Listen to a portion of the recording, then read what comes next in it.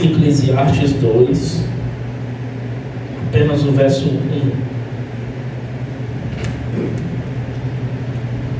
Glória a Deus. Por favor, não fique ninguém aí fora hoje, fique todo mundo aqui dentro. Eclesiastes 2, 1. Todos acharam? Esperar se encontrar na Bíblia, ou pode ir pelo telão. Se você tiver a Bíblia, é bom você folhear para ir aprendendo a manusear. Eclesiastes 2, apenas o verso 1. O texto diz assim, aqui eu estou lendo uma NVI: eu disse a mim mesmo, venha, experimente o prazer, descubra as coisas boas da vida, mas isso também se revelou inútil. Em outra tradução diz, disse comigo, vamos, eu te provarei com alegria, goza pois a felicidade, mas também isso era vaidade. Amém? Só até aí. Feche os seus olhos, por favor. Vamos orar por essa palavra e para aquilo que o Senhor vai fazer e falar essa noite. Pai Santo e amado, queremos mais uma vez te agradecer, queremos entregar as nossas vidas, Pai. Acalma agora o nosso coração, a nossa alma, Senhor. Tira toda a preocupação externa, Pai, toda a ansiedade, tudo aquilo que possa estar ocupando a mente dos teus filhos nesse momento, Pai. E agora que eles possam se render, se entregar a Ti, abrindo os seus corações para que a semente, que é a Tua palavra, possa encontrar uma terra boa, possa encontrar corações sedentos, abertos, rendidos, Pai, para que essa semente possa entrar, possa dar frutos, gerar frutos de arrependimento, de transformação, Senhor. Entrego a vida de cada um dos teus filhos que aqui chegou essa noite. O Senhor sabia, cada um estaria aqui essa noite. O Senhor os chamou através das suas cordas de amor, dos seus laços, Pai. E que o Senhor se revele da forma que o Senhor deseja na vida de cada um dos teus filhos. Eu peço perdão pelos nossos pecados, pelos nossos erros, Pai. Te apresento diante da Tua cruz as nossas iniquidades e te peço que o Senhor venha com perdão, misericórdia, graça sobre nós. A Tua palavra diz que aonde abundou o pecado, Pai, superabundou a graça, Senhor. Então, Senhor, nós fazemos uso da graça, da misericórdia, Pai, qual o Senhor pagou um alto preço por nós, Pai. Nós te damos honra, te damos glória. Recebe as nossas vidas, cada família aqui representada, no nome de Jesus, amém e amém. Glória a Deus. Queridos, esse texto que lemos em Eclesiastes, Salomão, ele escreve na verdade 3 livros. Ele escreve o livro de Provérbios, ele escreve o livro de Eclesiastes e ele escreve o livro de Cantares, tudo bem? Quando Salomão escreve o livro de Provérbios, ele escreve na sua juventude. Mas quando Salomão já escreve o livro de Eclesiastes, ele escreve o livro de Eclesiastes na sua velhice. Ao ponto que, se você já leu o livro de Eclesiastes, você vai perceber o em tom pessimista, você vai perceber o em tom pesado, porque as palavras de Salomão, por muitas vezes ali naquele livro, é dura. Salomão foi um homem a qual, diante do desejo a qual pediu ao Senhor, foi sabedoria. Ele não recebeu só a sabedoria, mas ele recebeu muita riqueza, muita pompa. Foi um homem muito rico, um homem que excedeu seus ancestrais em poder. Salomão, para você ter ideia, ele foi o único homem que conseguiu conquistar todo o território de Israel e além. Salomão esteve também diante de muitas aventuras sexuais. Salomão teve 700 concubinas. Salomão teve 300 mulheres oficiais, ele tinha 1000 mulheres. Salomão abriu muitas portas, as quais não deveria abrir. Salomão, ele tinha riqueza, Salomão tinha fama, ao ponto que você lembra do texto da rainha de Sabá vir lá do Egito, da África, para vir descobrir a sabedoria de Salomão. Então ele tinha riqueza, tinha fama, ele tinha muitas mulheres, mas no final da sua vida aqui em Eclesiastes, ele vai falar por muitas vezes ao longo desse livro, tudo não passou de vaidade. Tudo não passou de correr atrás do vento. Tudo não passou de estar me enfadando, buscando as coisas. E é essa, por muitas das vezes, a nossa busca. A nossa geração vive buscando o quê? A nossa geração vive buscando a felicidade. Nós buscamos a felicidade. Mas o conceito de felicidade é um conceito muito abstrato. O que é felicidade para mim pode não ser felicidade para você. O que é felicidade para mim, que é ter a minha família alicerçada na presença do Senhor, não ter nada faltando na minha despensa, ter o que comer. Para mim o conceito ali já é o conceito de felicidade. Mas para muitos o conceito de felicidade é sempre possuir mais, é sempre ter mais. Se eu tenho um carro, eu quero ter um outro carro melhor. Quando eu atinjo esse outro carro, eu quero ter um melhor do que esse. Quando eu tenho uma casa boa, eu quero ter uma melhor do que essa. E assim, essa busca pelas coisas, pelos prazeres, vai condicionando e conduzindo a nossa vida. Preste um pouco atenção na sua vida e imagina como é a sua vida hoje. O que você busca? O que você vai atrás? Você está buscando o quê? Você está colecionando tesouros na terra ou no céu? Porque a palavra de Deus diz de forma muito clara que o homem pode ganhar o mundo inteiro, mas mesmo assim perder a sua alma. A palavra também diz que é melhor nós acumularmos tesouros no céu, porque lá não tem traça que corrói. Mas olha para a tua vida e olha para a vida da sociedade, e você vai perceber de forma muito clara que as pessoas não estão com esse entendimento. As pessoas sempre querem ter mais, e mais, e mais.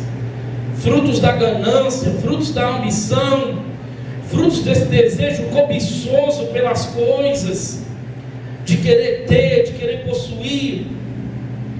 E às vezes nós desprezamos o ser e nos concentramos no ter. Nos concentramos em ter uma boa casa,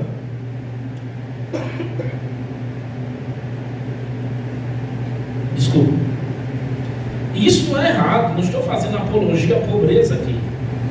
Longe de mim. Sim, precisamos trabalhar, nos esforçar para podermos dar o melhor para a nossa família. Mas isso não é tudo.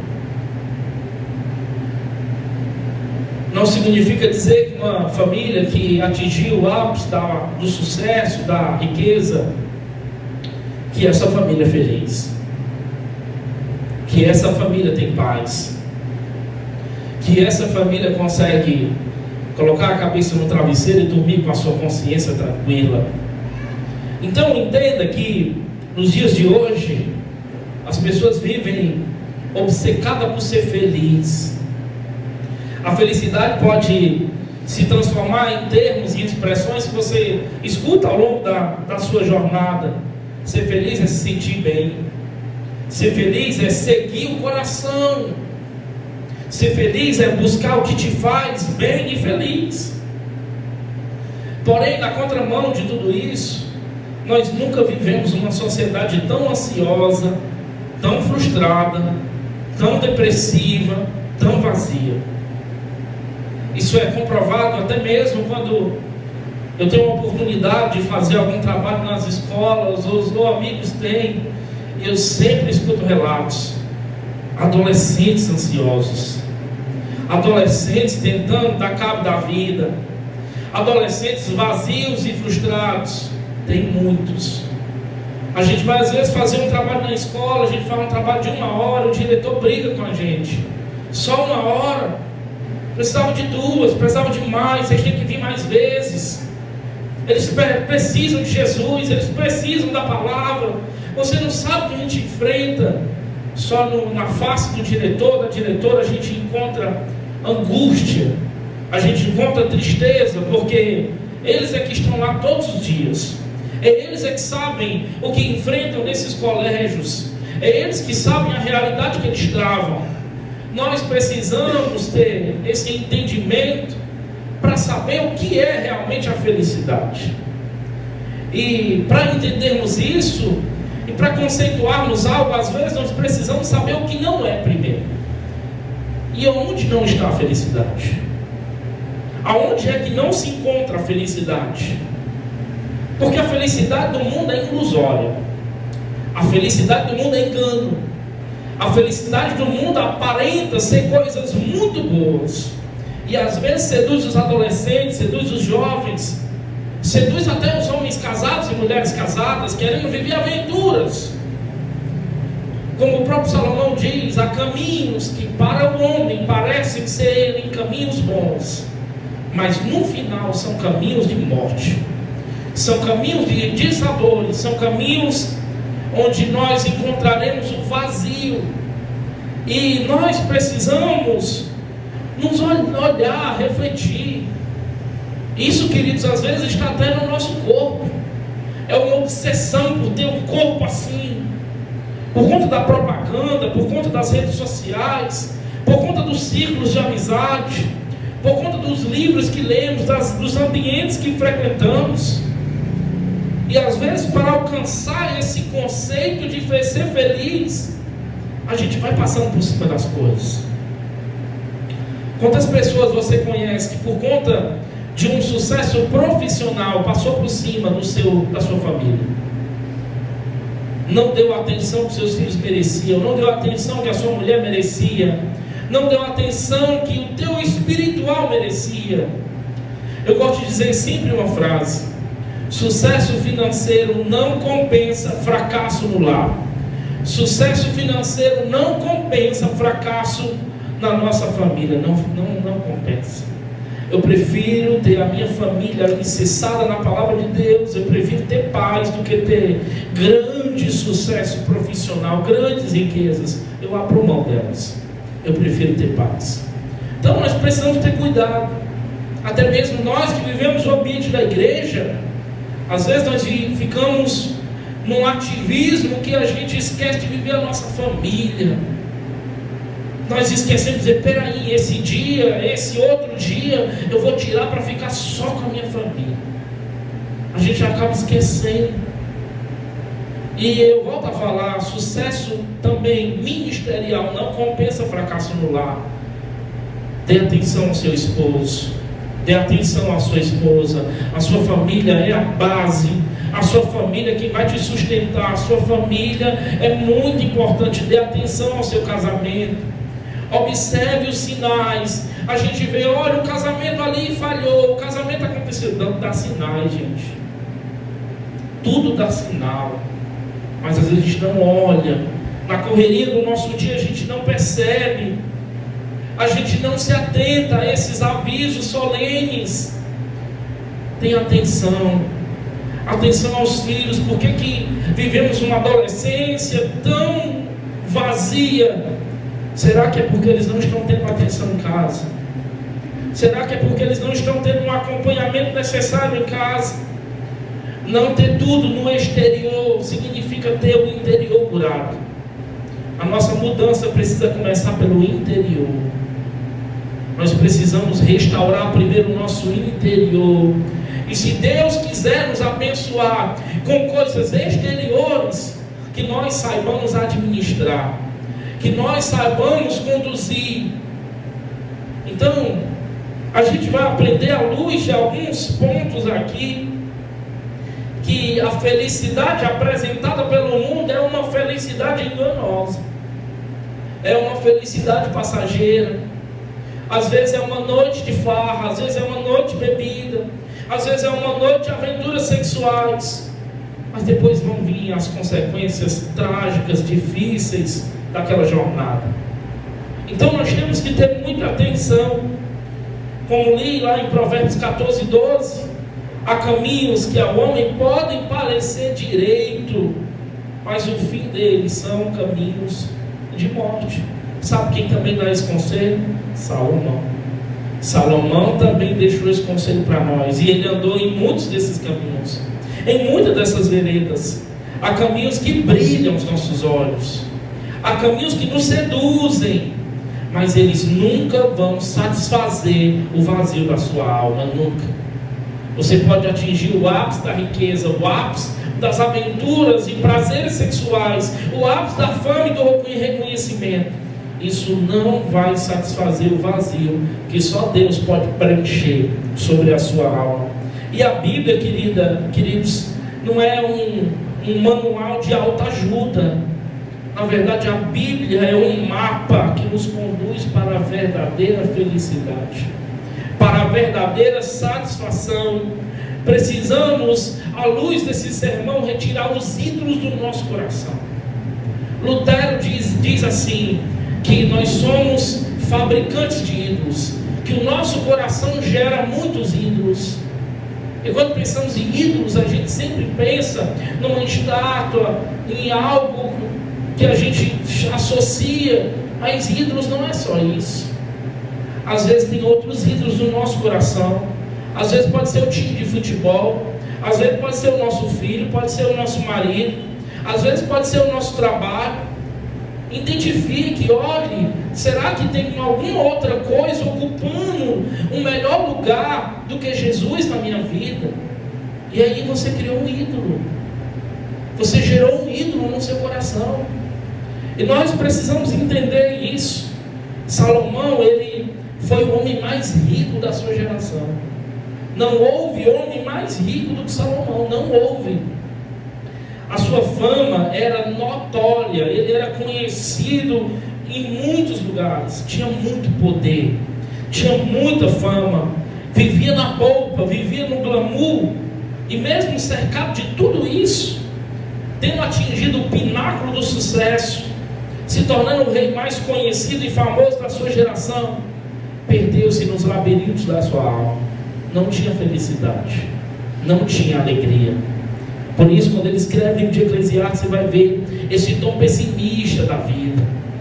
Por várias vezes ele vai cunhar essa frase: tudo é vaidade. Em outras traduções, tudo é inútil. Salomão vai falar muito isso. E nós precisamos entender aonde não está a felicidade. Em primeiro lugar, a felicidade não se encontra na bebida. Eclesiastes 2:3, se você puder abrir, por favor. Deixa a sua Bíblia aberta.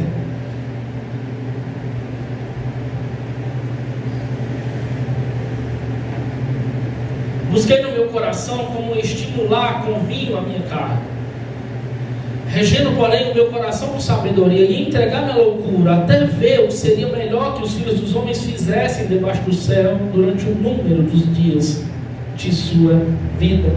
Em outras traduções diz: resolvi-me no meu coração dar-me ao vinho, a bebida. A bebida, a felicidade não se encontra na bebida. Tem muitos que buscam a felicidade no fundo de uma garrafa, no fundo de um copo. E a alegria da bebida é passageira, é efêmera, mas as consequências da embriaguez são danosas. Eu escuto muita gente dizer: pastor, a Bíblia não condena a bebida, condena a embriaguez. O problema é que é uma linha muito tênue da bebida para a embriaguez.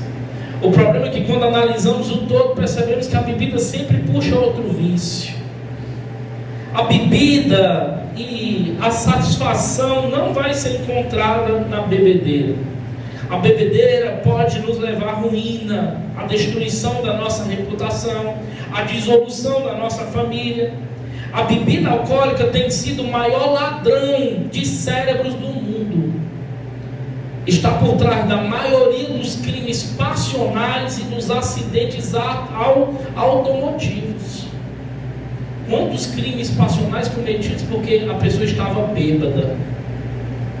Estava ali naquele momento sem os sentidos, se encontrava bêbada.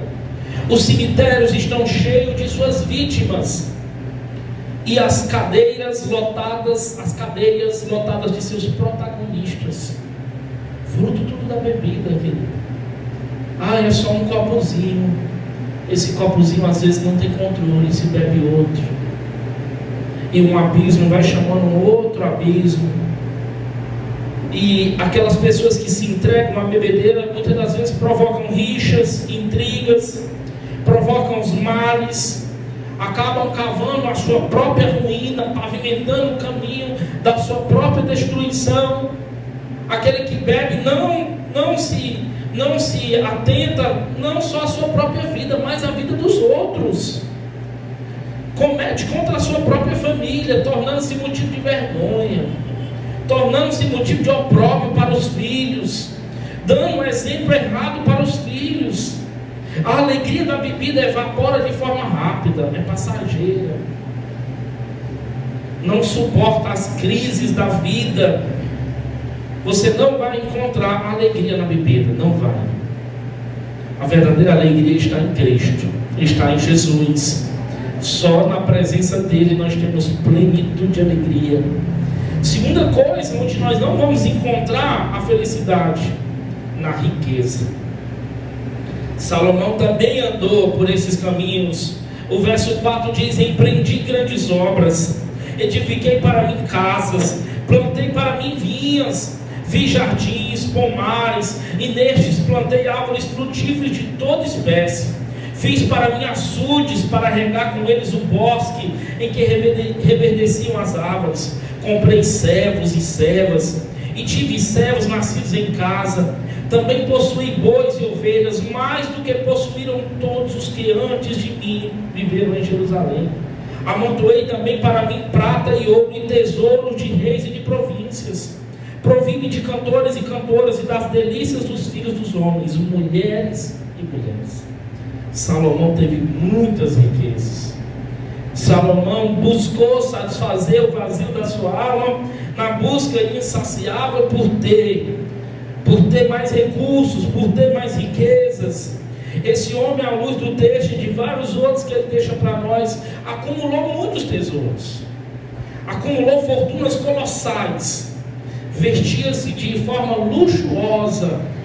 Quando a gente quer brincar, a gente diz assim: nem Salomão em toda a sua glória teve um jantar maravilhoso, uma mesa. A gente brinca, né? Nós crentes temos essa piada interna. Por quê? Porque Salomão vivia esse glamour. Salomão estava cercado de ouro, de pedras preciosas, mas o brilho da riqueza também é ilusão. O brilho da riqueza também é efêmero. Salomão, mesmo sendo rico e o mais rico da sua geração, não encontrou na riqueza a verdadeira felicidade. A riqueza material é ainda hoje a alavanca e move o coração de muitos e governa o coração de muitos. Quantos relacionamentos sacrificados pelo dinheiro, quantas injustiças feitas pelo dinheiro, quantos crimes são praticados por causa do amor ao dinheiro.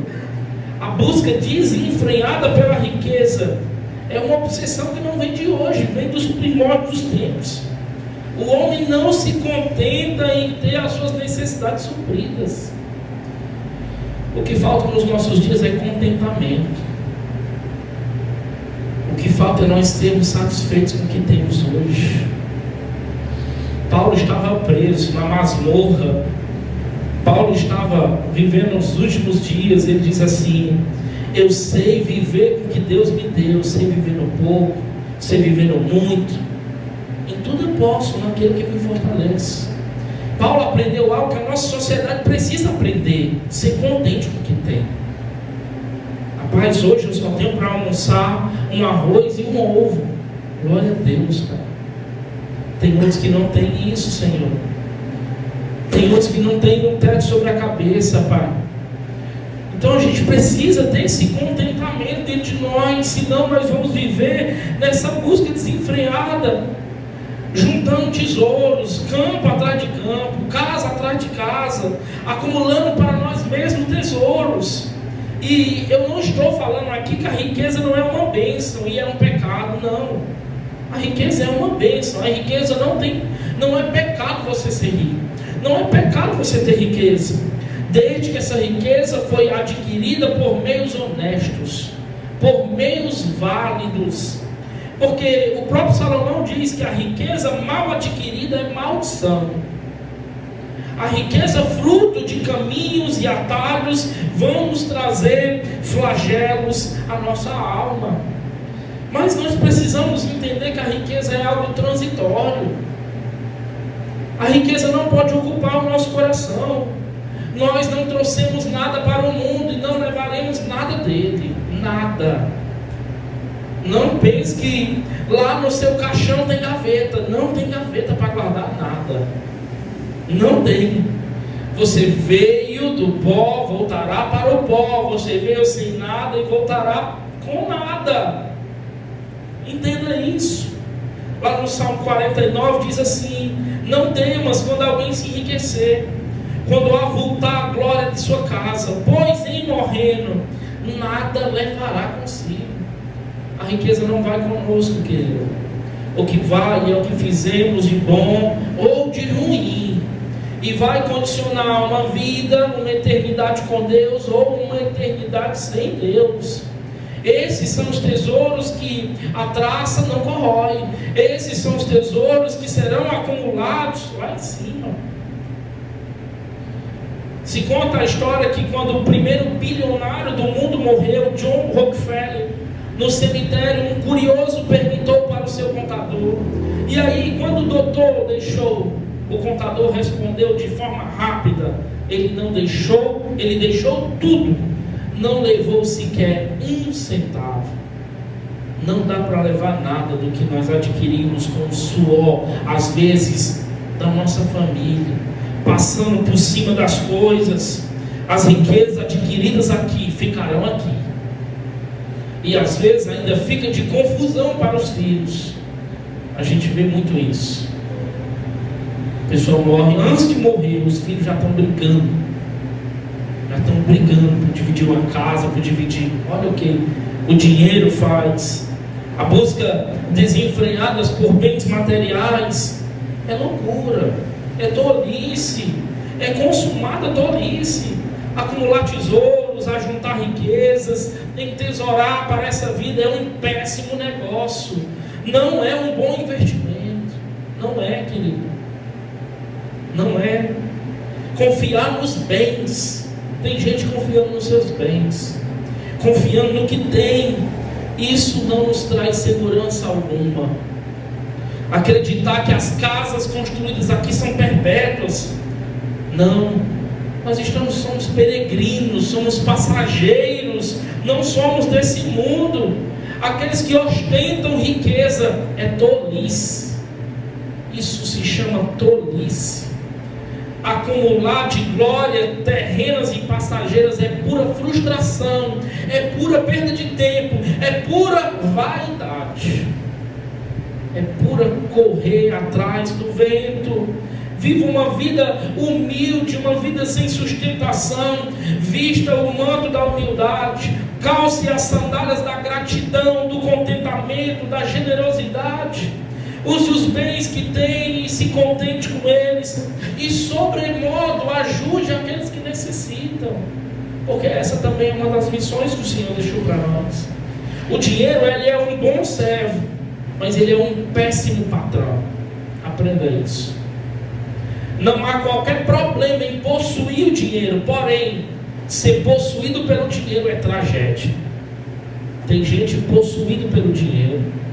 Possuir dinheiro não é problema. Agora, quando se é possuído por ele, é problema. O problema não é ter o dinheiro nas mãos, mas tê-lo no coração. Por isso que Paulo aconselha a Timóteo: o dinheiro é a raiz de todos os males. Olha o que Paulo está dizendo: o dinheiro é a raiz de todos os males. Por amor ao dinheiro, muitos mentem, roubam, saqueiam, matam e morrem. Por amor ao dinheiro, muitos contraem casamentos e se divorciam. Por amor ao dinheiro, muitos se corrompem e são corrompidos. Por amor ao dinheiro, muitos vendem sua alma ao diabo e perecem eternamente no inferno. As pessoas mais felizes não são as que têm mais dinheiro, mas as que são contentes com aquilo que o Senhor as deu. Amém? Nós precisamos aprender a ser contentes e satisfeitos com o que o Senhor nos deu. É isso que eu tenho, obrigado, meu Pai. Eu te agradeço, Senhor. Eu levanto as minhas mãos para o céu e agradeço ao Senhor por essa refeição, por mais que simples, por mais que singela. A maior das riquezas é ter a presença do Senhor nos nossos lares. A maior das riquezas é ver os nossos filhos ensinados em princípios espirituais. A maior das riquezas é encontrar a nossa casa alicerçada sobre a rocha que é Cristo. Essa é a maior das riquezas. Essa ninguém pode tirar de nós. Esse é o maior dos tesouros que nós podemos ter. O Senhor diz que nós somos herdeiros dele. Você é herdeiro de Cristo. O ouro lá no céu é tão insignificante que você vai pisar no ouro. As ruas são de ouro. Você vai pisar. Onde é que está o ouro? No teu, debaixo dos teus pés. Aqui a gente faz de tudo para ter o ouro. Lá nós vamos estar pisando nele, debaixo dos nossos pés. Outra coisa que Salomão buscou a felicidade foi nas aventuras sexuais. A Bíblia diz que ele teve 1000 mulheres, 300 mulheres oficiais e 700 concubinas. Meu Deus, 700 concubinas e 300 mulheres. 1000 mulheres esse homem teve. Imagina a loucura disso. Quantas pessoas estão buscando essa satisfação nessas aventuras? Vão para uma festa, quer se relacionar com uma, com outra, e a nossa sociedade parece que aplaude os que assim fazem, parece que elogia os que assim fazem, parece que esses são os machões, parece que esses são os bichões, parece que esses são os caras da nossa sociedade. Aplaudem esses porque são os garanhões, Isso é engano, isso é ilusão, querido. Salomão também andou por esses caminhos, por essas aventuras, por essas paixões carnais, e isso não satisfez o seu coração. Isso não preencheu o vazio da sua alma. Nós vivemos uma sociedade erotizada. É só você olhar para os filmes, para as séries, você vai encontrar isso em tudo. Você vai encontrar isso registrado em tudo que você for assistir, em tudo, está lá. Por quê, pastor? Porque a mídia, um dos papéis da mídia, do entretenimento, é condicionar o que a sociedade pensa, o que a sociedade produz. Às vezes a sociedade é só uma massa de manobra do que o entretenimento está nos movendo. Então você vai ver isso em todos os filmes. Você quer assistir às vezes um filme, aí o filme tem cenas que são indecentes. Você vai assistir uma série, a maioria das séries hoje trazem casais que não são casais registrados na escritura, são casais homossexuais, casais lésbicos. Pode procurar, você vai encontrar. Às vezes você está assistindo uma série tão tranquila, aí pô, está lá as duas mulheres se beijando, dois homens se beijando. Isso tem desenho de criança. Tem desenho de criança na Netflix que tem isso dentro de catálogo de desenho de crianças. O que é isso? Condicionamento para os nossos adolescentes e jovens. Moldar eles dentro desse padrão. Hoje o sexo é vendido como um produto para a felicidade humana. A indústria pornográfica move bilhões de dólares todos os anos, e isso às vezes é fruto do tráfico humano. Isso é fruto de coisas tão perversas da sociedade e da humanidade que você nem imagina. Você nem imagina. E às vezes você está consumindo uma coisa fruto de uma perversão de valores enorme, movendo milhões, bilhões de dólares, tudo por conta dessa satisfação na busca nos prazeres sexuais. Quanto mais, porém, as pessoas se entregam a essas aventuras, são mais infelizes e mais vazias. Quanto mais tem, quanto mais busca. Entenda, o sexo é bom, puro e deleitoso, mas ele é legitimamente usufruído no ambiente do matrimônio, aí ele é.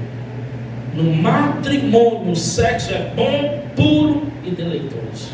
Fora do matrimônio, não. Dentre suas 1000 mulheres, Salomão não encontrou nenhuma que lhe fizesse feliz. Olha isso, teve tantas e não teve nada. Teve muitas e nenhuma delas o teve. Ele não teve nenhuma delas. Olha isso. A felicidade não está na multiplicidade dos nossos parceiros sexuais, mas na fidelidade do casamento monogâmico. Um homem e uma mulher, só um. Amém? Tudo bem? Essa aí está a felicidade. Salomão depois vai dizer isso. Usufrui a vida com a tua esposa. Ele deixou também o livro de Cantares, né? O livro de Cantares, ele vai falar muito isso para nós, os casais. Outro lugar, Salomão procurou a fama, a felicidade na fama. Verso 9 e 10, por favor. Engrandeci-me, sobrepujei a todos os que viveram antes de mim em Jerusalém. Perseverou também comigo a minha sabedoria. Tudo quanto desejaram os meus olhos, não lhes neguei, nem privei o coração de alegria alguma, pois eu me alegrava com todas as minhas fadigas, e isso era a recompensa de todas elas. Olha o que esse homem viveu. Teve uma fama, e olha o que ele diz no verso 10: tudo quanto os meus olhos desejaram, eu não lhes neguei. Viveu uma vida entregue aos seus desejos, às concupiscências dos olhos, aos delitos, aos pecados. Buscou a felicidade na fama. O texto diz que ele se sobrepujou acima de todos os seus antecessores, abasteceu seu coração com tudo que desejou seus olhos. Deixa eu te falar, querido, se nós formos deixar satisfazer todos os desejos dos nossos olhos, você vai se encontrar num abismo cada vez maior. Pelo contrário, nós precisamos dominar o nosso velho homem, nós precisamos dominar a nossa velha carne, a nossa velha natureza. Paulo diz em Romanos que nós precisamos sobrepujar ela, dominar ela, e não que ela nos domine. Domine, querido. O mundo diz: faz, se satisfaz, vive o que tu quer, faz o que o teu coração está pedindo, segue a teu coração. Não, a Bíblia diz totalmente ao contrário. A Bíblia diz em Jeremias que o coração do homem é enganoso, o coração do homem é corrupto. Não controle os seus desejos carnais, controle a concupiscência dos seus olhos, porque esses caminhos parecem bons depois da morte. Depois vão te conduzir a consequências trágicas. Todos nós estamos sempre diante de escolhas. Até a não escolha é uma escolha, a omissão é uma escolha, mas elas sempre vão cobrar suas consequências. Sempre você vai pagar as consequências. A Bíblia está cheia de exemplos assim. Na área sexual tem vários. Olha Sansão o que fez. Sansão terminou cego. Sansão terminou amarrado em colunas. Sansão terminou envergonhado. É o que muitas das vezes isso faz. Quando nós deixamos o lar matrimonial, quando nós deixamos as bênçãos matrimonial e queremos nos aventurar lá fora. E está cheio, querido. É cheio de propostas, cheio de tentação. Desvie os seus olhos como fez Jó. Esqueça isso. Isso vai te levar a caminhos tortuosos. Isso vai te levar a abismos maiores. Aconteceu com Davi também. Davi cobiçou Betseba, Davi possuiu Betseba. O filho daquela relação foi morto. E levou Davi a mentir, levou Davi ao assassinato, levou Davi a ter sangue nas mãos. Precisamos ter cuidado. O diabo usa a armadilha de nos atrair, nos tirar da casa do Senhor, e depois vai jogar em nós culpa, vergonha e indignidade. Não vale a pena. Eu digo para você, não vale a pena. Se você tem algum problema com a sua esposa, resolva. Se acerte. Seja transparente. Se feche vocês dois. O casal precisa andar fechado, junto, ligado. Não fiquem com diferenças. Não fiquem com raivinha um do outro do dia para a noite. Não, superem isso. Superem isso. Derrube as muralhas do orgulho, da vaidade. Porque no outro dia seu marido vai sair para trabalhar. No outro dia você vai sair para trabalhar. E vai que acontece algo e vocês estão os dois, cônjuges, brigados. Não, peça perdão. Quebre isso, esse orgulho, essa vaidade, essa altivez. Peça, pastor, eu estou certo, não importa. Ninguém casou para ficar certo. A gente casou para ser feliz. A gente casou para ter paz. Se você for buscar você está certo no seu casamento, meu irmão, nem case. Nem case. Não, meu irmão. Nem case. Tenha paz. Tenha um lar de paz. Resolva os conflitos. Não fique com coisas. Queridos, é tempo da igreja brasileira e dos casais amadurecerem. Senão a gente vai dando supimpa, a gente vai dando artimanhas, munição para o diabo. Aí o marido sai zangado com a esposa. Aí aparece um monte de tentações ao longo do caminho. Aparece um monte. A mulher do mesmo jeito. Pensa que não aparece não. É só o que aparece. Os cabinhos aí falando: eita, tá bonita hoje. Tá cheirosa hoje. Já coloque no lugar, querido. Já corte o assunto. Faça como Paulo. Fuja da aparência do mal. Não dê liberdade. Não continue conversas que são conversas obscenas. São conversas que não edificam. Não, você tem um matrimônio, zele por ele. Você tem um casamento. Pastor, meu marido é assim, essa. Você já casou com ele, meu irmão. Agora você vai até o fim com ele. Deus vai te ensinar, vai te dar graça, vai te dar sabedoria. E você vai constranger no amor. E você vai até o fim, no nome de Jesus.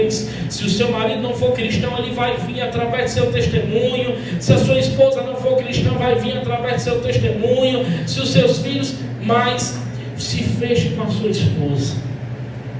Daqui a pouco os filhos se vão. Os filhos vão para um lado e vai para o outro, vai ficar vocês dois. É marido e mulher que dentro de casa parece que são dois amigos. Não, nós temos que quebrar isso, querido. Porque senão o diabo vai jogar setas na nossa mente de tudo que for jeito. Contei uma historinha agora sexta-feira na reunião dos homens. Se você não sabe, nós temos reunião de homens aqui. E são maravilhosas.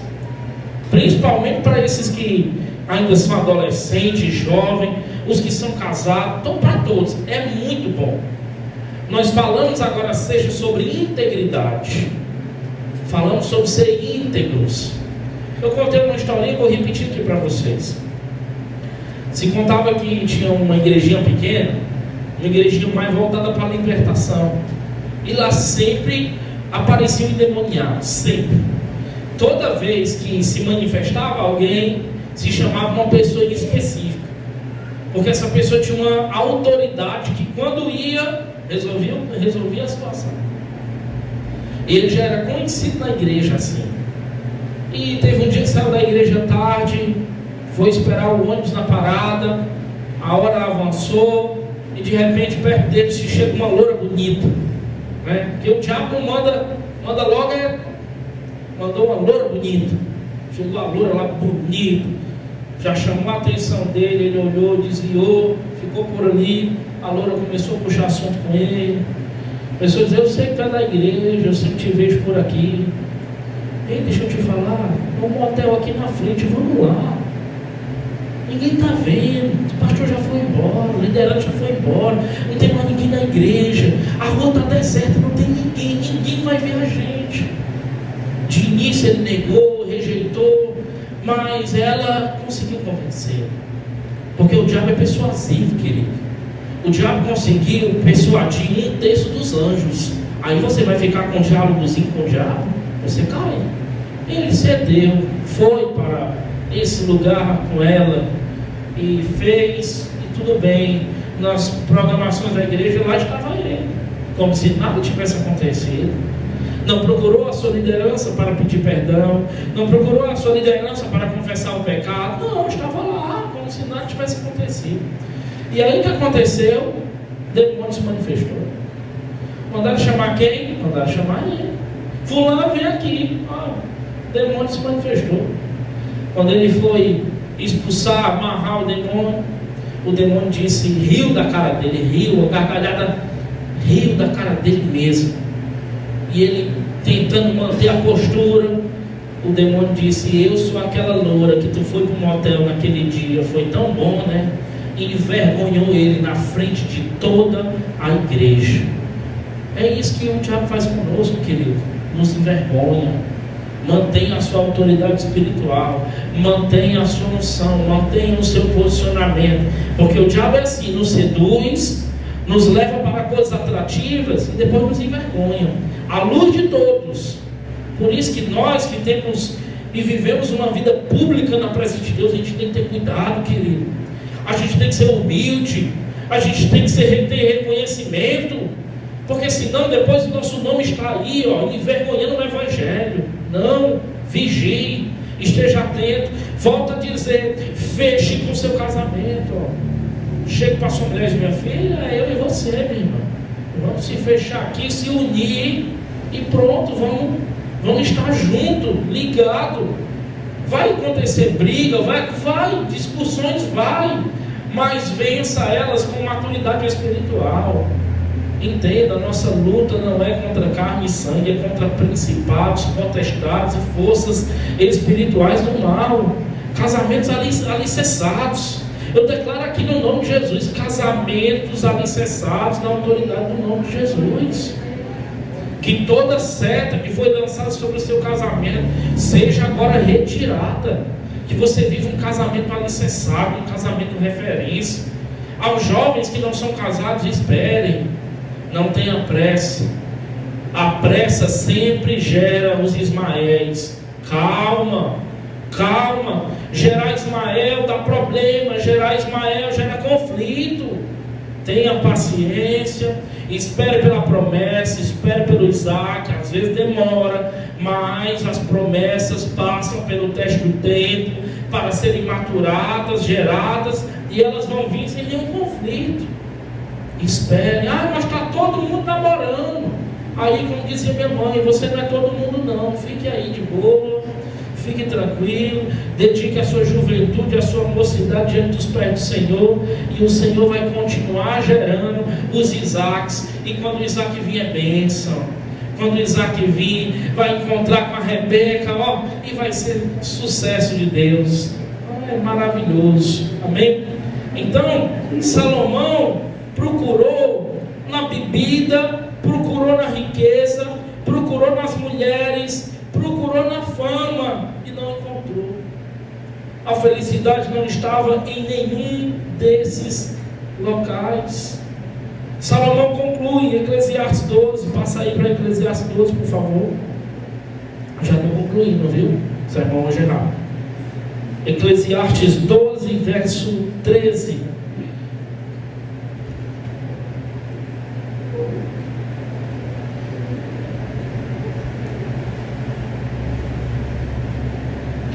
Salomão conclui o seu discurso aqui. Poderia ler todo, mas vamos ler só o 13. De tudo o que se tem ouvido, a suma diz, a conclusão é essa. O fechamento é esse. Teme a Deus e guarda os seus mandamentos, porque isto é o dever de todo homem. Ele conclui. O melhor é guardar, é obedecer a Deus. O melhor é viver consoante aos princípios espirituais. Eu te pergunto, será que você não tem buscado a felicidade em lugares errados? Em fontes erradas? Ainda dá tempo de corrigir. Ainda dá tempo de corrigir o curso das nossas vidas. Essa felicidade do mundo ela é frágil. Essa felicidade do mundo é ilusória, é temporária, é passageira. A felicidade do mundo depende das circunstâncias. A felicidade do mundo depende dos elogios. Quanta gente vive vivendo e buscando a felicidade na autoaprovação. Se posta uma foto e ninguém curte, fica chateado. Tem gente assim. Se dá um conselho e ninguém escuta, fica frustrado. Tem um homem na Bíblia que era um conselheiro de Davi. O nome dele era Aitofel. Depois você pode pesquisar. Aitofel era um conselheiro. Todo conselho que ele dava a Davi era bom. E Davi colocava em prática. Mas teve uma vez que ele deu um conselho a Davi, Davi não escutou. Davi não quis colocar aquele conselho em prática. Para quê, meu amigo? Sabe o que ele fez? A Bíblia diz que ele ficou tão frustrado que ele foi para casa, resolveu algumas situações que ele tinha que resolver e ele se enforcou. Fruto da frustração, querido. Tem muita gente assim, que não foi ensinado não foi ensinado a dizer, você tem sua ideia, mas eu tenho outra. Gente, nós vivemos uma unidade, mas no meio de uma diversidade. Eu penso de um jeito, você pensa do outro. Mas o que mais é importante é o que nos une, que é Cristo, é o amor de Jesus. Isso é o que nos une, isso é muito mais importante.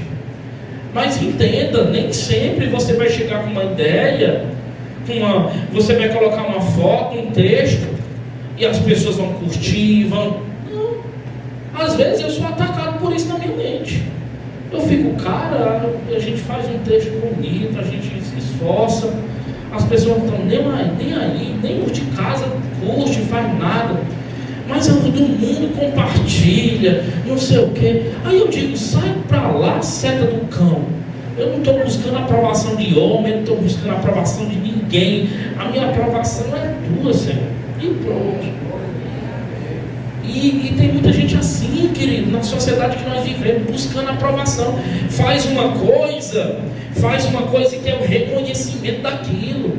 Deixa eu te falar, nem sempre o reconhecimento vai vir da terra, mas o reconhecimento sempre vem do céu, sempre. A palavra de Deus diz que o nosso trabalho para o Senhor não é em vão. Querido, se eu trabalhasse para homens e mulheres, eu estava frustrado. Eu trabalho para o meu Deus é fiel, o meu Deus que me sustenta, o meu Deus que mantém a minha casa de pé, é o meu Deus, querido. Então, cuidado com isso, essa aprovação. Ninguém deu like, ninguém compartilhou, ninguém fez isso. Que o universo das redes sociais é esse. Às vezes, vez ou outra, eu até tenho que dar uma triagem, fazer. Porque a gente fica tão bombardeado de tanta coisa que a gente fica entrando numa comparação. A comparação é danosa, querido. Deixa eu te falar, nós, Farol, aqui nós não nos comparamos a nenhuma igreja, nenhuma. Todas as igrejas dessa cidade, eu oro por elas e são bênção de Deus. Tem muitos pastores que são meus amigos e eu oro por elas. Mas, querido, a igreja Farol tem a sua identidade, a sua essência, e é o que Deus nos comissionar. Aquela outra tem uma outra essência, uma outra missão, e amém. Pastor, você viu que fez a igreja tal? Aqui, graças a Deus, eu não escuto muito isso das pessoas, graças a Deus. Mas tem muita gente assim. Fica olhando o que o outro faz. Não, olhe para você, olhe para o autor, para o consumador da sua fé. Se concentre em Jesus, tire a confiança dos homens, tire a confiança da aprovação dos homens. Se não, quando você der um conselho e não for escutado, aí desce para o coração. Aí vem a frustração pesada, vem a mágoa, o ressentimento, e aí você acaba fazendo uma coisa triste como essa. Está na Bíblia registrado. Aitofel. Porque Davi não atendeu o conselho dele. Olha isso. Tem muita gente assim, querido. Cuidado. Se preciso for, faça um detox de redes sociais. Dê um tempo. Busque a sua mente no que edifica. Pense no que é íntegro, no que é bom. Se concentre, querido. Senão a gente fica numa ânsia. E essa é a felicidade do mundo. É a felicidade que depende das coisas, dos momentos, dos elogios. Eu tenho que ser elogiado. Eu fiz, ninguém falou, eu fiz, ninguém disse. A gente sempre busca dizer, mas vai ter dia que ninguém vai dizer. Tem dia que ninguém diz nada com a gente segue. a gente continua, a gente segue a nossa jornada, a nossa caminhada, querido. Então é isso. Imagina Paulo, olha a aprovação de Paulo, preso, apedrejado, chegava na cidade para pregar o Evangelho. Aí hoje, se a gente fosse pregar o Evangelho, aí deixa eu sair para pregar o Evangelho, o carro do pneu do meu carro furou, não sei o quê. É luta mesmo, querido. É assim a vida do cristão. Tranca os dentes, segue e vai, porque Deus tem recompensas grandes para você. Se não aqui na terra, eu te garanto que lá no céu estão reservadas para você. E lá atrás não corrói. Lá não. Lá você receberá a sua coroa. Então, a felicidade verdadeira, ela não é um sentimento. Felicidade verdadeira é a paz que excede todo o entendimento. É aquele momento que você, por que eu estou assim? É porque eu tenho Jesus. Porque Ele é a minha felicidade. A minha felicidade independe das coisas. A minha felicidade independe dos momentos. Abacuque, orando lá em Abacuque 3, ele diz: ainda que a figueira não floresça, ainda que as malhadas sejam arrebatadas do campo, ainda que a videira não produza os seus frutos, ainda assim, todavia eu me alegrarei no Senhor. A nossa alegria vem do Senhor, não vem das coisas. Tem gente que perde a alegria se o marido brigar, se quer uma discussão, se não sei o que no trabalho. Não, meu irmão, reaja. Paulo diz lá em Filipenses: alegrai-vos todo o tempo. Estejamos alegres, felizes, satisfeitos. O Salmo 16, verso 11, estou terminando, o louvor pode subir. Diz assim: na tua presença a plenitude de alegria. Essa palavra plenitude é total, é ter plenitude de alegria, é ter uma alegria inteira, completa. Essa é a plenitude que Deus oferece, e ela só é adquirida por meio de Jesus. Ela só é adquirida quando nós nos voltamos para Ele.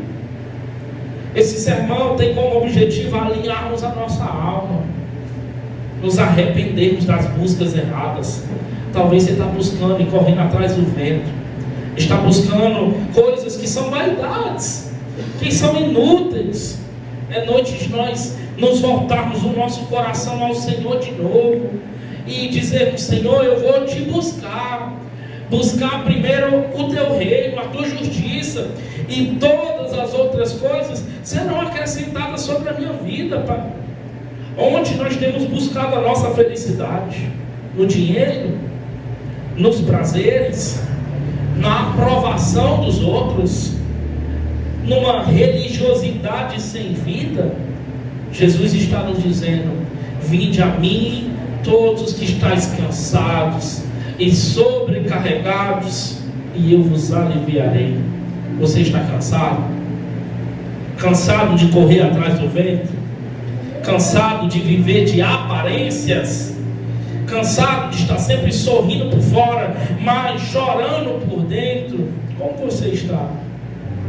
Hoje Deus quer te dar uma felicidade verdadeira, uma felicidade completa, que não depende do mundo, não depende do salário que você ganha, não depende do teu relacionamento, não depende da quantidade de seguidores que você tem no Instagram, do teu status, do teu sucesso. É uma alegria que não vem da terra, que vem do céu. É uma alegria, como diz Salmista Davi, é a alegria da salvação, é a alegria dos salvos, é a alegria dos redimidos, é a alegria daqueles que têm o seu nome escrito no livro da vida. E você precisa escolher. Você vai continuar buscando em fontes erradas, ou você vai se voltar para a fonte certa? A fonte que é Jesus, a fonte que é Deus sobre as nossas vidas. Se for em Deus, se essa for a sua escolha, prepare-se para viver uma verdadeira alegria. Essa ninguém rouba, essa ninguém tira de você. Agostinho de Hipona disse que Deus nos criou para Ele, e somente na presença dEle encontraremos sentido para a nossa vida. você não vai encontrar sentido em nada do mundo, mas você vai encontrar em Jesus. Ele te dará sentido, Ele te dará direção, Ele te dará propósito. A felicidade não está nas coisas da terra, a felicidade está nas coisas do céu. Volte os seus olhos para lá, volte os seus olhos para Cristo. Os encantos deste mundo podem até nos fazer felizes, mas serão passageiros, pedirão consequências duras.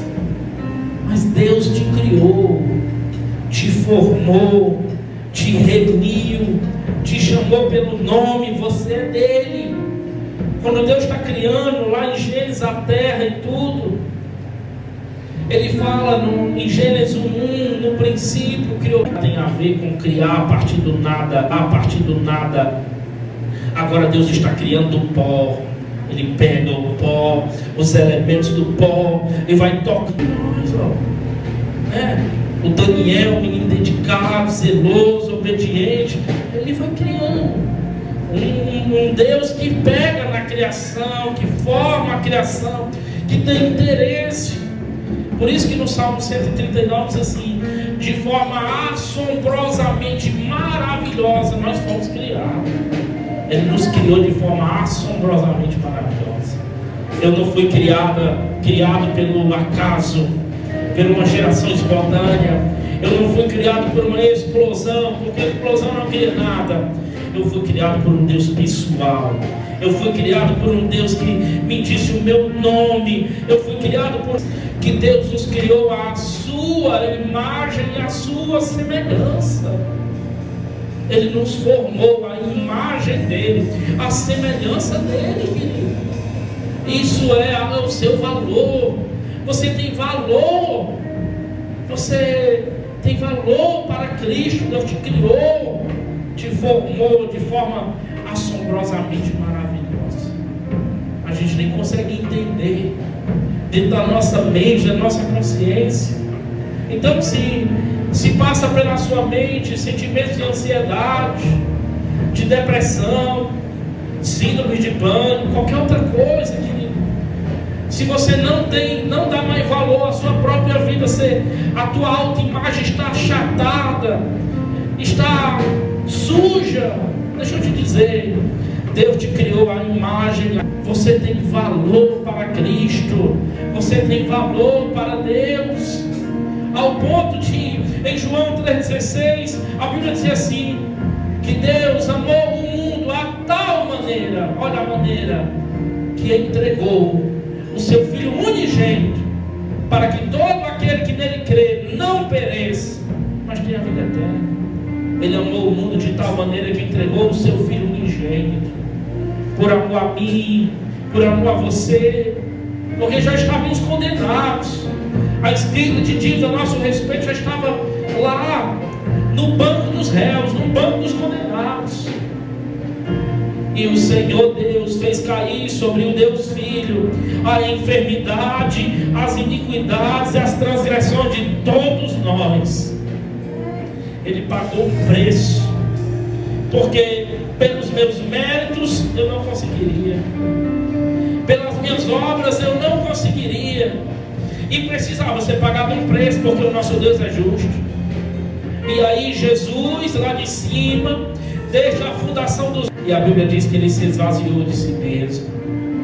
Ele assumiu a forma de servo.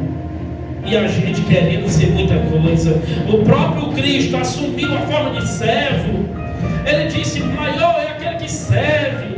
Eu não vim aqui para ser servido, eu vim para servir e dar a minha vida em resgate de muitos. Ele veio para servir, querido. Se isso não te constrange, um Deus que criou os céus e a terra, que criou o universo, mas que te conhece, que te formou, que colocou as tuas características. Ah, pastor, mas eu tenho coisas que não agradam a Deus. Querido, isso é fruto do pecado. Isso é fruto de caminhos que você andou na busca pela felicidade. Mas dá tempo para você corrigir as rotas. Só tem um caminho que leva à felicidade. Em João 14,6 diz que Jesus Cristo é o caminho, Jesus Cristo é a verdade e Jesus Cristo é a vida. Quer buscar a verdade? É em Jesus. Quer um caminho verdadeiro que leva à felicidade? É Jesus. E você quer vida ao invés de morte? É Jesus Cristo. É só Ele. Não é uma religião. Não. É um relacionamento de um pai com filho. Um pai paciente que espera pelo filho, que respeita as decisões do filho, mas que espera ansiosamente pela volta desse filho querido.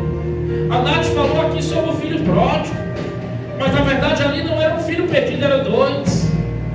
Um filho que não queria viver as regras da casa e decidiu sair. Tem muitos filhos assim, que não querem mais viver a religião, não querem mais viver os dogmas e saem para o mundo. Mas tem os filhos que ainda estão dentro da casa, e às vezes esses filhos estão perdidos também. Estão perdidos dentro de uma religiosidade, estão perdidos dentro de uma falsa piedade, ao ponto de quando o filho pródigo volta, o filho mais velho diz: eu não tenho alegria, eu não entrarei para o banquete, eu estava aqui desde o início, o Senhor não me deu nada. Ele tinha mente de escravo, e o pai vira para ele: tudo aqui era teu, filho, você podia usufruir de tudo. Eram dois filhos perdidos. Talvez você seja um filho pródigo, mas talvez você seja um filho mais velho. Está dentro de casa, mas tem uma mentalidade religiosa, mas tem uma mentalidade de escravo. Não, você não é mais escravo, você é livre. Tudo que o pai tem é teu, você pode usufruir. E Ele espera você voltar. Ele espera você se voltar a essa verdadeira felicidade. Ali o texto diz que o pai corre em direção ao filho pródigo. Naquela cultura, um senhor de uma casa nunca corria, até porque as vestes dele eram uma espécie de um vestido. Eles não se colocariam nesse papel de correr. Mas naquele dia o filho pródigo, o pai correu. O filho pródigo ensaiou uma conversa. Porque às vezes quando voltamos para Deus, a gente diz: Deus, eu fiz isso, Deus, eu fiz aquilo. Traz para ele um anel e coloca no dedo. Não vai apresentar nada a Deus. Nós só precisamos voltar para Ele, querido. Ninguém quer, o Senhor, nós não temos nada a apresentar a Deus. Nenhum predicado moral. Nós não temos nada que fizemos de bom, não. A gente só quer, Ele só quer que você volte para Ele. Que você venha de novo para a casa do teu Pai. Aí no mundo, a felicidade do mundo, no fim, dá comida de porco. Você quer tirar o dinheiro para satisfazer com mulheres, com bebida, com riqueza. Me dá minha parte, Pai. Deixa eu viver minha vida de forma deliberada. A Bíblia diz que ele não estava nem comendo, ele estava desejando comer a comida dos porcos. E aí ele cai em si e lembra do seu Pai. Que essa noite você volte em si, corrija as rotas que precisam ser corrigidas. O Pai não quer que você fale nada, quer que você volte para Ele. Volte aos braços dele. Só em Cristo é que você vai encontrar a verdadeira felicidade. Sucesso? Não. Bebida? Não. Nada disso. Só em Jesus Cristo. Só em Jesus.